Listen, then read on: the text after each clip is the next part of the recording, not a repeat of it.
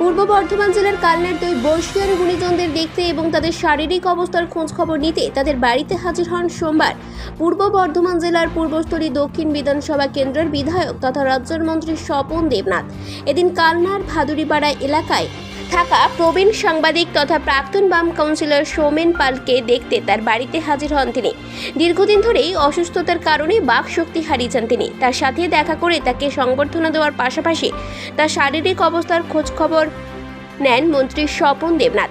অন্যদিকে কালনার শ্যামলালপাড়া এলাকার ইতিহাস গবেষক তথা কালনা পৌরসভার প্রাক্তন বাম পরিচালিত পৌরসভার ভাইস চেয়ারম্যান সিদ্ধেশ্বর আচার্যকেও দেখতে তার বাড়িতে হাজির হন তিনি।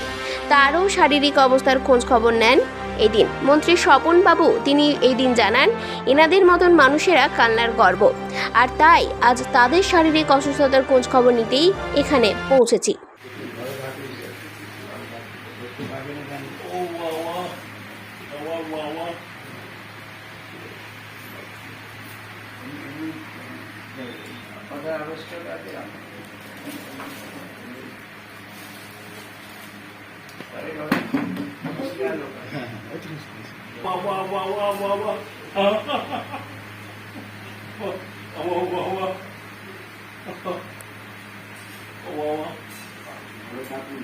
এলেন আজকে কালনার দুই সৌমেনবাবু সাংবাদিক এবং কালনার সমস্ত ইতিহাস নিয়ে দীর্ঘদিন চর্চা করেছেন।